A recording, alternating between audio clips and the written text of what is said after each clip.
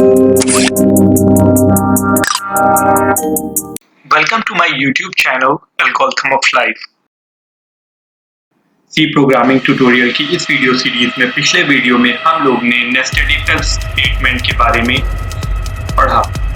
इस वीडियो में हम लोग मल्टीपल ब्रांचिंग कंट्रोल स्टेटमेंट में स्विच केस के बारे में पढ़ेंगे। Switch statement is used to perform different action based on different condition. Switch statement use होता है डिफरेंट एक्शन परफॉर्म करने के लिए डिफरेंट कंडीशन के बेसिस पे। अब हम लोग देखते हैं कि स्विच स्टेटमेंट की वर्किंग कैसे होती है, कैसे स्विच स्टेटमेंट वर्क करता है। The switch expression is evaluated once. तो स्विच एक्सप्रेशन एक बार इवैल्यूएट होता है, मतलब हम देखते हैं स्विच एक्सप्रेशन को। उसके बाद क्या होता है, the value of the expression is compared with the values of each cases. कई सारे केसेस दिए होते हैं और वो जो एक्सप्रेशन जो इवैल्यूएट होता है वो सारे केसेस से कंपेयर होता है, और जो केस उस एक्सप्रेशन से मैच कर जाता है वो केस एग्जीक्यूट हो जाता है। कभी कभी ऐसा होता है कि कोई भी केस मैच नहीं होता, तो फिर डिफॉल्ट ब्लॉक जो होता है स्विच स्टेटमेंट का या डिफॉल्ट केस जो होता है वो एग्जीक्यूट होता है। अब आइए हम लोग एक फ्लो चार्ट के जरिए स्विच स्टेटमेंट को समझने की कोशिश करते हैं। जैसे ये कंट्रोल फ्लो आएगा और स्विच कंडीशन स्टेटमेंट में आएगा, उसके बाद स्विच कंडीशन को एवेल्यूएट करेगा, उसके बाद जो एक्सप्रेशन का जो रिजल्ट होगा उस एक्सप्रेशन को डिफरेंट केस कांस्टेंट से कंपेयर करेगा।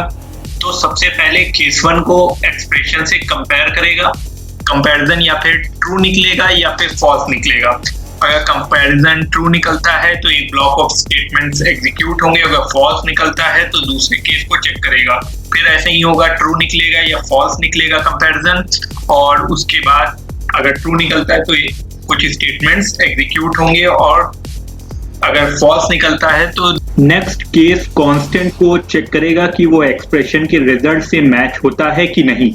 और ऐसे ही एक बार फिर से एक्सप्रेशन को केसेस से मैच करेंगे, और अगर केसेस मैच हो जाते हैं तो ट्रू हो जाएगा और कुछ स्टेटमेंट्स रन हो जाएंगे, और अगर केसेस मैच नहीं होते हैं तो फॉल्स हो जाएगा, और फॉल्स में दूसरी नेक्स्ट कॉन्जिक्यूटिव केसेस को स्टेटमेंट से चेक करा करेगा। ऐसे ही मल्टीपल केसेस होंगे। और फिर डिफॉल्ट ब्लॉक हमने लास्ट में बनाया, और डिफॉल्ट ब्लॉक कहीं भी बना सकते हैं, और डिफॉल्ट ब्लॉक रन होता ही है, मतलब डिफॉल्ट ब्लॉक रन होगा बाय डिफॉल्ट। अगर कोई भी केस मैच नहीं करता है तो डिफॉल्ट ब्लॉक रन कर जाएगा, और डिफॉल्ट ब्लॉक के अंदर जो भी स्टेटमेंट्स हैं वो एग्जीक्यूट हो जाएंगे।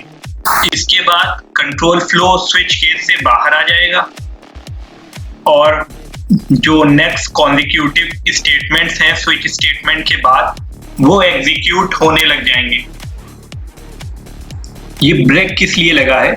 सपोज करिए कि अगर हमारा पहला केस ट्रू हो जाता है और कुछ स्टेटमेंट रन कर जाते हैं, ब्रेक लगाने की वजह से वो डायरेक्ट ही नेक्स्ट स्टेटमेंट्स यानी कि वो जो स्विच केस है उससे बाहर आ जाएगा, और जो नेक्स्ट प्रोग्राम के बाद स्विच केस के बाहर आ जाएगा, और जो बाहर स्टेटमेंट्स दिए होंगे वो रन करने लग जाएंगे, और नीचे के जो केसेस हैं वो उनको चेक नहीं करेगा। ऐसे ही अगर दूसरा केस ट्रू हो जाता है तो वो जो दूसरे केस के अंदर जो ब्लॉक ऑफ स्टेटमेंट्स है वो रन करेंगे, और उसके बाद कंट्रोल फ्लो बाहर आ जाएगा स्विच केस से, और नेक्स्ट स्टेटमेंट रन करने लग जाएंगे। ऐसे ही थर्ड वाले के लिए, और ऐसे ही nth केस के लिए। और डिफॉल्ट केस के बाद तो by default he switch case से बाहर कंट्रोल फ्लो जाता है, और डिफॉल्ट केस जो है वो ऑप्शनल भी होता है, से बाहर कंट्रोल फ्लो जाता है। अब आइए सिंटैक्स ऑफ स्विच स्टेटमेंट देख लेते हैं, या सिंटैक्स ऑफ स्विच केस देख लेते हैं। तो स्विच केस के सिंटैक्स में जैसा कि आप लोग देख सकते हैं स्क्रीन पे कि ब्रैकेट में एक्सप्रेशन दिया होगा, एक्सप्रेशन इवैल्यूएट होगा, और उसके बाद कांस्टेंट से कंपैरिजन होगा। सपोज करिए वो फर्स्ट कांस्टेंट से मैच कर जाता है एक्सप्रेशन, तो जो स्टेटमेंट्स हैं पहले केस के ब्लॉक के अंदर वो रन करेंगे। अगर सेकंड से हो जाता है तो दूसरे केस के ब्लॉक के अंदर स्टेटमेंट्स रन करेंगे। थर्ड केस से हो जाता है तो तीसरे केस के ब्लॉक के अंदर के जो स्टेटमेंट्स है वो रन करेंगे। ऐसे ही कर करके सारे केसेस nth केसेस तक मैच करने की कोशिश करेगा। और अगर सपोज करिए कि nth केसेस तक मैच नहीं होता तो एक डिफॉल्ट केस होगा, जो डिफॉल्ट केस वो हमेशा ही चलेगा। उसके जो स्टेटमेंट्स होंगे वो एग्जीक्यूट हो जाएंगे और प्रोग्राम का फ्लो जो है वो स्विच स्टेटमेंट से बाहर के स्टेटमेंट्स को एग्जीक्यूट करने लग जाएगा। चलिए अब हम लोग स्विच स्टेटमेंट का एक प्रोग्राम देख लेते हैं। जैसा कि आप लोग देख सकते हैं कि यहाँ पर हमने #include stdio.h और #include conio.h लिख लिया।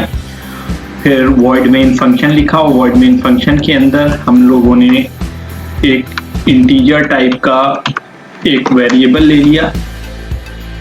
उसके बाद हम लोग ने आउटपुट स्क्रीन को क्लियर करने के लिए clr scr फंक्शन लिख लिया और उसके बाद हमने स्विच केस को लिख लिया। स्विच केस के पैरामीटर में हम लोग ने x वेरिएबल लिख दिया है और वेरिएबल की वैल्यू जो थी हमने पहले असाइन की थी वो x = 1, यानी कि स्विच केस के अंदर 1 असाइन हो गया। उसके बाद स्विच केस का कंपैरिजन होगा केसेस के साथ। तो केस 1 जैसा कि आप लोग देख सकते हैं, केस 1, केस 2 और केस 3, और उसके बाद डिफ़ॉल्ट केस हमने लिखे हैं, ये इतने केस लिखे हैं। और केस 1 में हमने क्या दिया है कि printf केस 1, फिर दिया है printf, फिर दिया है printf केस 2 में केस 2 लिख दिया अंदर, ये प्रिंट कराएगा, और केस 3 में केस 3 लिख दिया। और डिफ़ॉल्ट केस के अंदर printf करके हमने लिख दिया डिफ़ॉल्ट केस। तो चलिए, और आखिरी में get ch लिख लिया, आखिरी में हमने get ch लिख लिया स्क्रीन को होल्ड करने के लिए। नीचे आप देख सकते हैं कि हमने यहाँ पर एक आउटपुट स्क्रीन बना दी है। वो आउटपुट स्क्रीन यहाँ पर विंडोज़ में जाके आपको मिल जाएगी और हमने नीचे इसलिए लिखी है ताकि हम इसको ड्राई रन कर सकें। चलिए हम मॉडिफाई किया है तो यस कर देते हैं, ओके। ये चलिए अब हमारा प्रोग्राम कंपाइल हो गया। अब एग्जीक्यूशन करते हैं हम line by line. Main method पे आएगा, उसके बाद x को 1 हमने असाइन कर दिया है और x जो है वो उसका डेटा टाइप इंटीजर है। उसके बाद क्लियर स्क्रीन करेगा और जैसे ही क्लियर स्क्रीन करेगा, ये फंक्शन conio.h के अंदर है, क्लियर स्क्रीन फंक्शन जैसे ही चलेगा वैसे ही आप देखेंगे कि आउटपुट स्क्रीन क्लियर और ब्लैंक हो गई। यहाँ पर आप देख सकते हैं आप कुछ भी नहीं दिखा रहा। अब देखिए printf चलेगा और क्योंकि अब स्विच के अंदर हम लोग आ जाएंगे और x की वैल्यू आप देख सकते हैं कि हमने यहाँ पर 1 दी है और यहाँ केस की जो वैल्यू है वो भी 1 केस 1 है। तो ये दोनों कंपैरिजन करेंगे और जब कंपेयर करेंगे हम तो ये मैच कर जाएंगे। जब मैच कर जाएंगे उसके बाद ब्रेक स्टेटमेंट लिखा। ब्रेक स्टेटमेंट की वजह से ये स्विच के बाहर आ जाएगा कंट्रोल फ्लो, ठीक है। यहाँ पर था ब्रेक स्टेटमेंट आया और सीधे स्विच के बाहर आ गया और गेट ch से स्क्रीन होल्ड करेगा, ठीक है। तो यहाँ पर ये प्रोग्राम ऐसे चलेगा। अगर यहाँ पर हम सपोज करिए ये ब्रेक को कमेंट कर देते हैं और फिर से रन करके देखते हैं तो आप देख सकते हैं कि फिर से क्या होगा, ये प्रिंट 1 करेगा, 1 सेटिस्फाई करेगा और केस 1 प्रिंट होगा। उसके बाद केस 2 प्रिंट कराएगा और केस 3 प्रिंट कराएगा और फिर डिफ़ॉल्ट केस प्रिंट कराएगा। उसके बाद गेट ch से स्क्रीन होल्ड करेगा और उसके बाद प्रोग्राम टर्मिनेट हो जाएगा। तो यानी कि हमको ये पता चला कि हर एक स्टेटमेंट के बाद हमें ब्रेक लगाना ज़रूरी है और अगर ब्रेक हम नहीं लगाते हैं तो जो मैच्ड केस के बाद आते हैं वो सारे केसेस चलेंगे और अगर ब्रेक लगा देंगे तो प्रोग्राम का फ्लो स्विच स्टेटमेंट के बाहर चला आएगा। तो चलिए अब एक और चीज़ चेक कर लेते हैं। अगर हम 2 यहाँ पर लिख देते हैं, मतलब 2 असाइन कर देते हैं x को, तब क्या होगा।